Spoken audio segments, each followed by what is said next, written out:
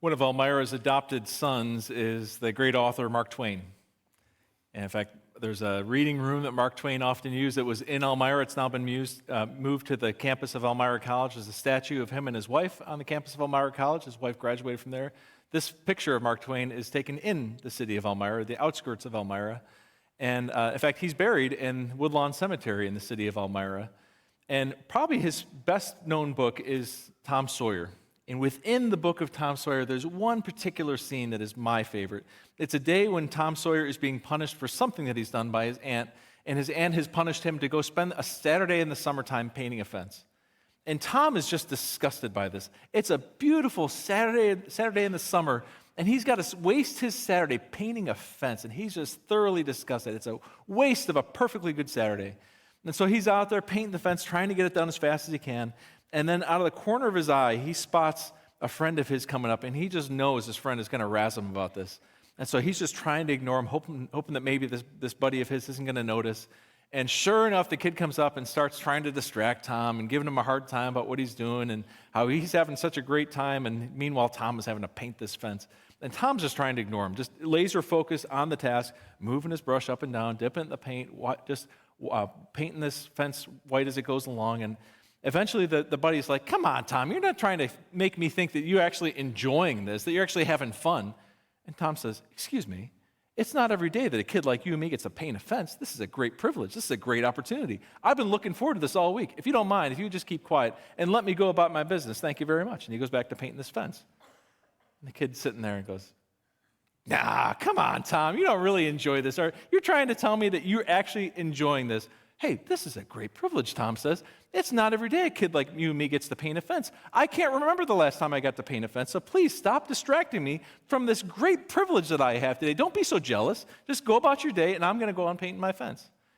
Come on, Tom, he says, you can't possibly be enjoying this. And he's standing there, and he's kind of heckling him still, and then eventually the other kid's like, hey, Tom, you think I could have a turn?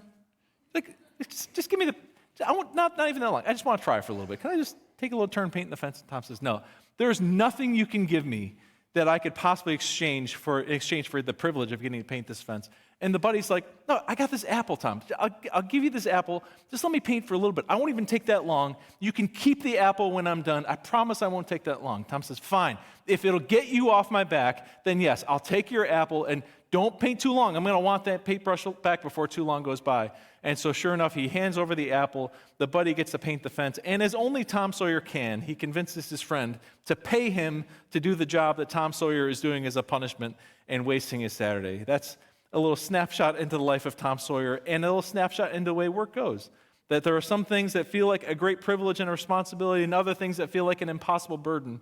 And while this is what we have been talking about through this month of September, looking at what it looks like to find your calling and to view your work the way that God views it. That work is part of God's plan for human flourishing. And to see our work in the tasks that lie before us, whether it's your job and your vocation, or whether it's ways that you spend your time in chores and volunteering, but to see our work the way that God sees it. There's another line that's often misattributed to Mark Twain, the way the internet does in giving quotes to people who never said things, but this is a line that's often attributed to Twain, though he didn't say it, but nonetheless, there's some wisdom in it. It says, the two most important days in your life are the day that you're born and the day you find out why. And that's the heart of what we've been trying to answer through this series, is to help you find your why. Why are you here? What is the purpose that God has for you? And this morning, as we work through this, we're going to be looking at Nehemiah chapter 4. We began this series a couple weeks ago looking at the book of Nehemiah. We're going to return back to the book of Nehemiah, chapter 4 and 13, and see some more. There's a surprise tucked away in the book of Nehemiah for all of us who have found our calling or who are searching for our calling. But before we jump into Nehemiah 4, Painted Post, would you join me in giving a very warm welcome to Victory Elmira? Woo. We love you, Victory Elmira, and I want to say a warm welcome to everyone joining us online, whenever, however you're joining us. We're so glad you're with us. And next weekend is a unique weekend in the rhythms of our life of a church. The Wine Glass Marathon is going to run right in front of Victory Painted Post. And so as a result of that, that's on Sunday morning, the marathon will be running by. So next weekend is one weekend out of the year when we move our Sunday morning service to Saturday afternoon at 4 o'clock. We'll have one service here at Painted Post at 4 o'clock on Saturday. Sunday morning, we'll have our normal service at 10:30 at Elmira. Elmira, I'm looking forward to being over there. I forfeited the chance to run in the marathon to be with you, Victory Elmira. Don't let anybody believe anything different. I'll be here Saturday night and over there on Sunday morning. And online, you can find us at the normal times, 9 and 10:30 online. But 4 o'clock Saturday night here at Painted Post, 10:30 at Elmira, 9 and 10:30 online. And so it's a special weekend. We'll have a party on the lawn here afterwards, and really looking forward to that weekend. And for those of you who are running in the marathon, may the odds be ever in your favor. Good luck. We'll be cheering you on, and we'll have some cheering stations and water stations right out front. And if you're looking for a place to cheer, you can come here early and park in our lot and cheer the runners on at a point of utter desperation as they've reached that point. What have I signed myself up for? What am I doing with my life? And so you can be a part of that day. But we're going to turn back to Nehemiah chapter 4, and Nehemiah begins as a book where the walls of the city of Jerusalem are broken down, and Nehemiah is absolutely heartbroken by it. The walls are broken down, the gates are burned, and he feels this burning compulsion to go back and to be part of rebuilding the walls. And so he goes back, he gets permission from his king to go do this, and he makes his way back. A group has been formed, and this is what we find in Nehemiah chapter 4, verse 6. So we rebuilt the wall till all of it reached half its height, for the people worked with all their heart. And when Sanballat, Tobiah, and the Arabs, and the Ammonites, and the people of Ashdod heard that the repairs to Jerusalem's wall had gone ahead, and that the gaps were being closed, they were very angry. They all plotted together to come and fight against Jerusalem and stir up trouble against it. But we prayed to our God and posted a guard day and night to meet this threat. Meanwhile, the people in Judah said, "The strength of the laborers is giving out, and there is so much rubble that we cannot rebuild the wall." Jump into verse 15. When our enemies heard that we were aware of their plot and that God had frustrated it, we all returned to the wall, each to our own work. And from that day on, half of my men did the work, while the other half were equipped with spears, shields, bows, and armor. The officers posted themselves behind all the people of Judah who were building the wall. Those who carried materials did their work with one hand and held a weapon in the other hand. And each of the builders wore his sword at his side as he worked. But the man who sounded the trumpet stayed with me. There's a lot going on here, and we're kind of jumping in the story midstream, so I want to just highlight 3 verses and 3 particular phrases here. The verse is from verse 6, where it says that the people worked with all their heart. And this is the ideal that we're striving for. This is the life we're trying to invite you into, to identify work that you can do with your whole heart. It might be tied to a paycheck, it might not be for you, but to identify those areas where this is something I can do with my whole heart. I care about it. I'm not doing it half-heartedly, but wholeheartedly. There's a story about a man who went to a rock quarry, and he asked 3 different people he saw there who were doing the same job. He asked them each the same question: "What are you doing?" The first man said, "I'm hewing stone." The second man said, "I'm earning $10 an hour." And the third man said, "I'm building a cathedral." And so often we can be doing the same work, be doing the same task, be asked the same question, but our perspective of how it fits into the grand scheme of things can vary. And so if you ask a stay-at-home parent, "What are you doing today?" "Well, I'm cleaning up the kitchen," or "I'm cleaning up after my messy kids," or "I'm raising children who are made in the image of God." And the perspective we can take on those things can vary greatly just based on how we look at it. Tim Keller says that often you hear the cliche that nobody gets to the end of their life and wishes they had spent more time at the office. But he says you do find people who get to the end of their life who are grateful that they've invested themselves in something that will outlast them, who are grateful that they spent so much of their heart and energy and sweat investing in something that was bigger than them. And you will find people get to the end of their lives who regret not giving more of themselves to something significant. Not that you need to neglect your family over it, not that you need to neglect the people who matter most, but investing in something that will outlast you, investing in people and places that will outlast you. That's something that's really significant. Os Guinness has written a great book on callings, and he tells a story about a young woman who had grown up as a pastor's kid. And he says she's left the faith, she no longer believes, but as she reflects back on what she saw from her dad, she said he fused his life and his work in a way that was really extraordinary. And she said, even though I don't believe that anymore, yet I would give anything to have a job that I wanted to bring home from work because it meant so much to me. And that's a real gift. So I hope that you find some area that you can give your whole heart to. You can say, I'm working at this with my whole heart because I'm able to fuse my life and my work in a way that makes them both better off. So that's the first thing. They worked with their whole heart. Second verse is verse 10, where it says that the strength of the laborers is giving out. And even if you have something that you can do with your whole heart, there may come a time where you're just depleted. Your reserves are exhausted. And sometimes this is because you're doing something that's really meaningful to you, and sometimes it's because you're doing something that's not meaningful to you. It could be that you've got a job that you're good at, but it just drains you, and you're just depleted by it. When my son Matt was 6 years old, he's now a high school senior, but when he was 6 years old, he came home from school one day, and a teacher had sent an assignment home with a note on it, and she said that Matt wasn't feeling well that day and couldn't complete this assignment. They were practicing counting to 100, writing it out. And she said he didn't complete this, he wasn't feeling well, so he should complete this tonight before coming back tomorrow. So we said, oh boy. So we pulled him aside. Are you feeling okay? Is everything all right? He said, what are you talking about? And we said, the teacher wrote this note that you weren't feeling well, couldn't finish this assignment. And he said, oh, I was just tired. We said, well, do you need to go to bed early tonight? Did you not sleep good last night? He said, no, I was tired of counting to 100. And there's a difference between being tired, just being worn out and depleted, and being tired of counting to 100. And some of you might say, I'm just depleted. I've been giving my whole heart to something, and I'm worn out. And others of you would say, I'm depleted because I'm doing something I just don't care about. I'm tired of counting to 100. And that's this moment we find them at. And the third verse I want to highlight here is verse 17. That says, they did this work with one hand, with their work with one hand, and held a weapon in the other. This is such a vivid picture. Picture people out working with a wrench in one hand and a dagger in the other. And I think this is sometimes a picture of the American workforce, where we're doing our work and we're just saturated in the adrenaline and in the stress of our work, whether it's that you're fearing looming layoffs, or you're fearing a boss who's breathing down your neck, or just the weight of the task is weighing on you. And it's this picture of doing your work with a tool in one hand and a weapon in the other, with your laptop in one hand or your smartphone in one hand and a weapon in the other. And this surging adrenaline is such a picture of this particular moment as they're rebuilding the wall. And this is why I love the book of Nehemiah for this point.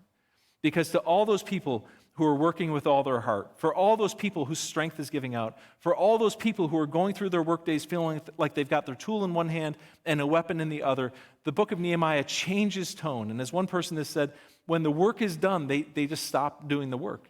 And look at chapter 13, verse 19.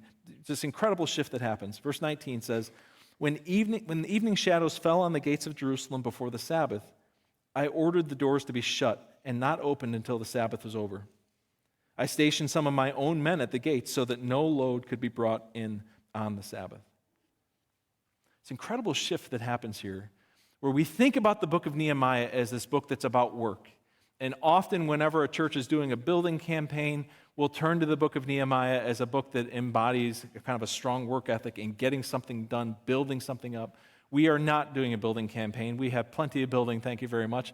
Though if you'd like to write a check for $2 million for a new gymnasium, you can write that check to victoryhighway.com, and we would receive that with gladness. But at this moment, they don't, it's not like Nehemiah spends the rest of his life maintaining the wall.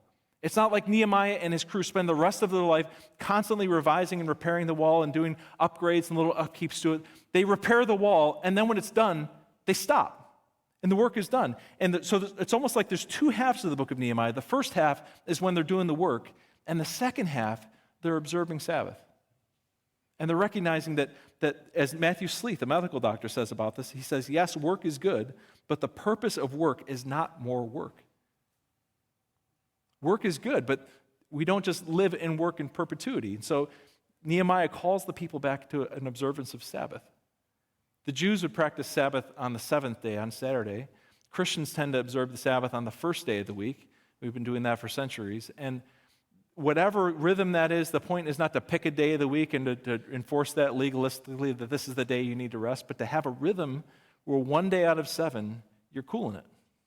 Where one day out of 7, you're resting. Or as one person has described it, Sabbath is a royal waste of time. And to have one day a week where it's a royal waste of time, where you're cooling it, where you're resting. And if I can sum up the difference between these two halves of the book in 2 phrases, that'd be this: that God's plan for work is to make you say, I was made for this. And God's plan for rest is to help you say, it's not all depending on me. That the gift of work is that you can say, man, I was made for this. I'm in flow. I'm in a state of flow. I just lose track of time. I work through lunch. It's so meaningful for me. But that can become addictive. And so God's plan for rest is to help you say, it's not all depending on me. I can stop working because God created the heavens and the earth in 6 days and then rested. And if God can rest, so can I. And I have the confidence that if I stop to rest, God will keep the world spinning. That everything's not going to crumble apart because I take a day to rest. And so God's plan for rest is to help us see it's not all depending on us.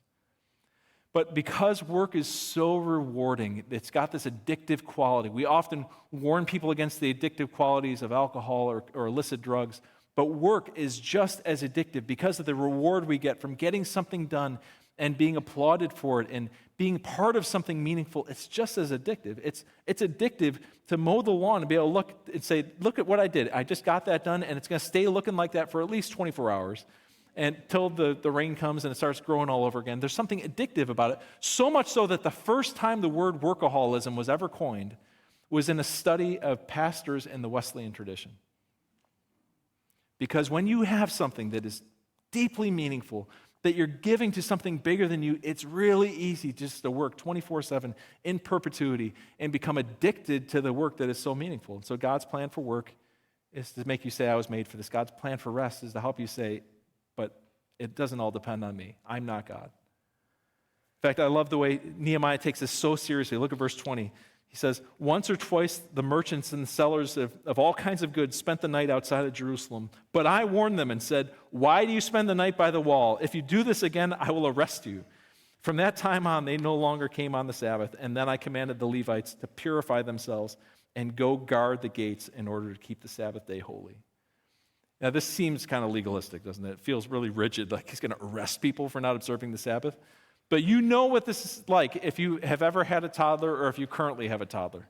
Because so often, one of the arts and sciences of having a toddler is timing nap time at just the right point in the day. And if you miss it, then everything falls apart. But when you have a toddler, such a big part of the day is being able to say, it's time for a nap now. And if you've ever had a toddler, one of the things they often say is, but I'm not tired. And that's when the parent says, I know you're not tired, but daddy's tired, so that's why you need to take a nap. And often the person who is in need of rest is the least qualified to be able to recognize that they need rest. And so it's like Nehemiah is coming to the nation of Israel and saying, I know you don't think you're tired. I know you don't think you need a nap, but daddy's tired, so you need to take a nap now. He's being a safeguard for them and inviting them into something that they don't even realize that they need. And often people who take a Sabbath, people who take a rest, realize, I didn't realize how tired I was until I cooled it for a minute and stopped it and became unproductive. One of my favorite ways of thinking about Sabbath is comparing it to a snow day. Of course, being from Buffalo, I'm going to think about a snow day, right? You would think that growing up in Buffalo, I have lots of experience with snow days, but we used to say in my school district growing up that our superintendent would only cancel school if he couldn't see out of his bedroom window on the second floor of his house. And so we hardly ever had snow days. Our plows were too good, our salt trucks were too effective. But when you got a snow day, and when you get a snow day, it's like this gift of unexpected time. I don't have to do anything. All my plans are gone. Poof. Overnight, they've evaporated with this pile of snow. And it's this gift of time where you don't have to do anything productive.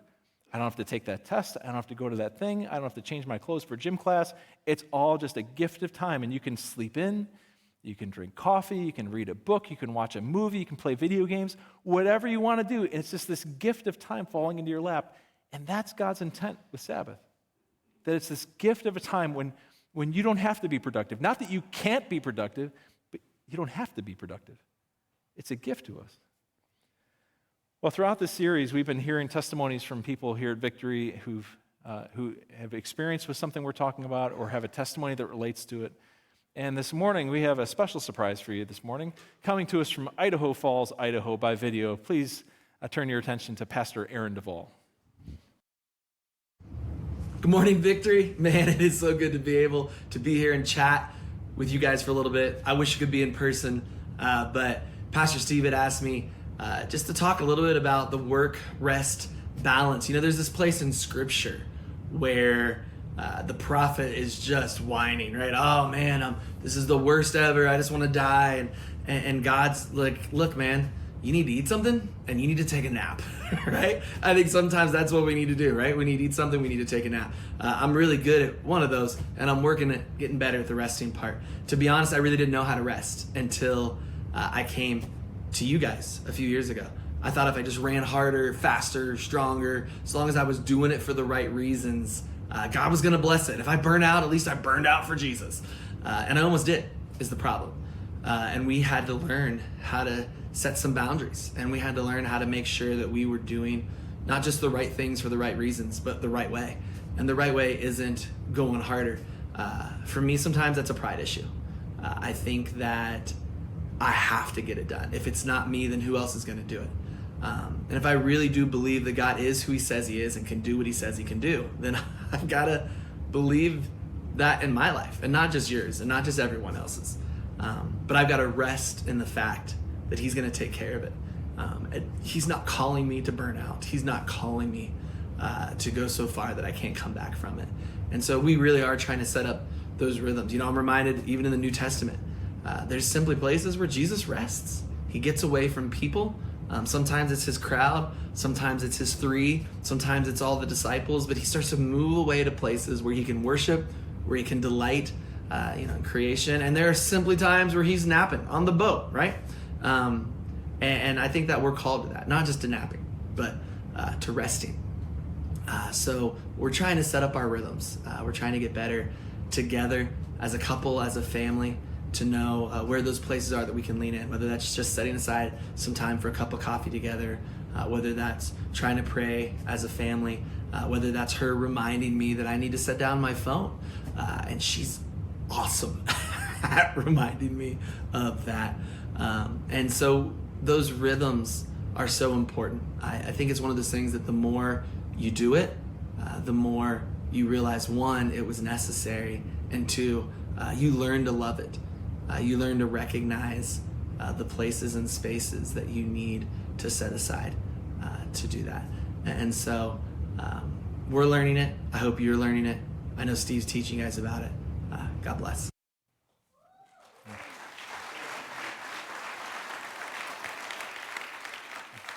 If you don't know, Aaron was a teaching pastor here for a number of years, and while he and I never overlapped here at Victory, we became friends while he was here, and we were in touch often. And as soon as I asked him, hey, would you be willing to do this?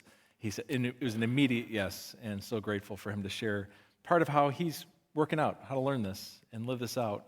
And this is something a lot of us have a struggle of figuring out. How do we actually live this out? And there's fits and starts. And some of us learn the hard way, and some of us, we're trying to prevent you from having to learn the hard way, because here's the reality. Either you will rest by choice, or you will rest by crashing. It catches up with us one way or another. Either you will rest by choice and investing in that time, or unfortunately, it will catch up with you. And often some of us who have avoided rest have found that it came collecting with compound interest. And there is a heavy price to pay by avoiding rest. We think we're getting away with it. We think, well, I'm built different. I can handle it. Nope. God knows how you're wired. God knows how each of us are going. And either we will rest by choice or we will rest by crashing. And so to build this into a rhythm of your life, that one day out of 7, you're taking time to rest, to treat it like a snow day. And I love this last phrase from Nehemiah, as he says in verse 22, remember me for this also, my God, and show me mercy according to your great love. This book of Nehemiah chronologically is the last chapter of the Old Testament. It doesn't fall as the last chapter of the Old Testament, but if we were to lay it out chronologically, this would be the last thing before a season of silence, before Christ is born and Christ comes into the world. And at this moment, it's a critical turning point for the people of Israel. The wall is now built, the gates have been repaired, everything is back in place. And he recognizes that this is a critical turning point, and as important as it is to have a wall to safeguard the city, it's just as important to have rest to safeguard your heart. And so he's knowing that at this critical point, at this pivotal moment in time, we need to have a rhythm of rest, a healthy rhythm of rest. And he knows how critical this is. He says, Lord, guide us. Lord, be here with us. So often on Sundays, I have a few points of application, something I say, here's a way you can live this out, and a handle that you can give you for what we've been talking about this morning is in a way you can live out the message. This morning, I just have one, really simple. How do you apply it? Be unproductive today. I heard a yes in the back. Some people are like, I have been ready for this sermon my entire life. I was born for this. Others of you, I can see the panic. You're like, this is the worst case scenario. Be unproductive for a day. I don't know how. And you may be sitting next to somebody who needs this reminder. If you just want to give them a little nudge. I see the nudge is already happening. People saying, he's talking to you. I think he's talking to you. Be unproductive today. It's so hard for some people to not have something to do, not have some activity, not getting something done. But be unproductive today. In our family, when we best practice Sabbath, we've summed it up as not doing anything that counts, not doing anything productive. And my kids have been healthy reminders to me at times of this and saying, Dad, is what you're doing productive? Yes. Put it away, Dad. Come join us in being unproductive over here. And so we'll go for walks and we'll go for hikes and we'll play games. And nothing that we can check off a list, nothing we can say, yep, that counts. I feel better having gotten that done. Let the dishes pile up in the sink. Eat off paper plates. Eat cereal for dinner or eat popcorn for dinner. Do something that doesn't feel productive and just watch to see what it does for your soul. You need this. If today was a snow day, if all your plans got canceled, what would you be looking forward to do? And some of you might say, well, we've already got plans. I can't quite do that. That's fine. Find one day in the next 7 days where you can do something unproductive all day and just watch what happens in your heart and soul. Well, Tom Sawyer conned his friend into painting that fence for him, and Mark Twain says it wasn't just one kid that he tricked. It was a whole chain of kids that he convinced to paint this fence for him. When that first kid got tired and moved on, there was another kid waiting behind him, and he says that he continued to trade other kids other kids traded him stuff for the privilege of painting that fence white.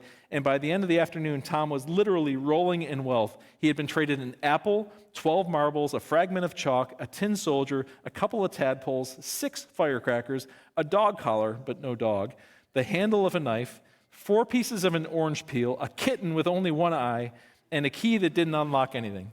Literally rolling in wealth. And Mark Twain says that Tom would have he would have bankrupted the entire neighborhood if he hadn't run out of paint. And then he drops this little bit of wisdom on us. He says, work consists of whatever a body is obliged to do, and play consists of whatever a body is not obliged to do. Work is being productive, and rest is being unproductive. I hope you have meaningful work. I hope you find your calling. One of my favorite parts of this series has been hearing different folks in different streams of our church sharing, I know what my calling is. I know God has called me to this. I know when he did, and I found my calling in what I'm doing. And I hope you have your calling.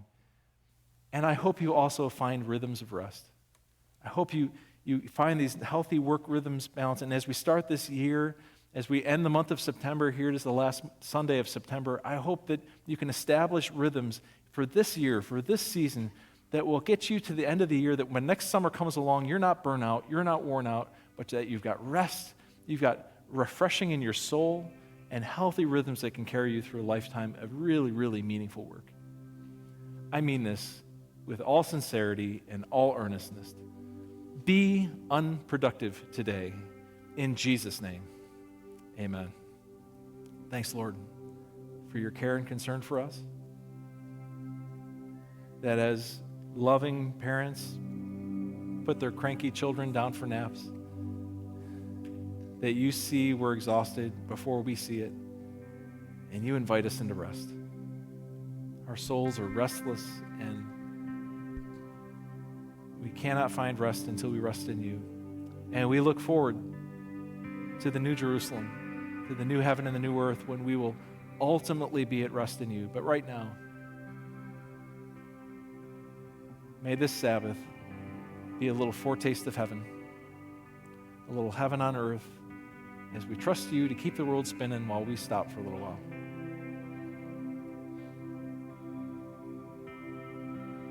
Help us to rest. In Jesus' name.